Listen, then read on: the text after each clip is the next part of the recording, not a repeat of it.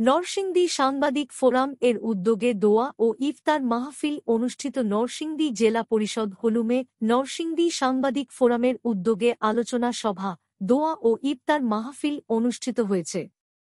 এই মাহফিলের সভাপতিত্ব করেন নরসিংদী সাংবাদিক ফোরামের সভাপতি মোহাম্মদ মাসুদুল হক ভূঁইয়া এবং সঞ্চালনায় ছিলেন সংগঠনের সাধারণ সম্পাদক advocate Mostafa Kamal.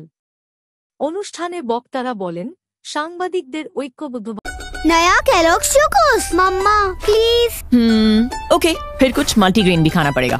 Deal? Okay deal. ये वो चॉकलेटी। अब दे दो आपका मल्टीग्रेन। यही तो है multigrain. Chocos high protein, high fibre और बिना मैदे वाला नया केलॉग्स मल्टीग्रेन चोकोस। ভাবে কাজ করা জরুরি। নরসিংদীর সাংবাদিকরা যদি একই প্ল্যাটফর্মে একত্রিত হতেন, তবে সংবাদ সংগ্রহের সময় যেসব হুমকির সম্মুখীন হতে হয় তা এড়ানো যেত।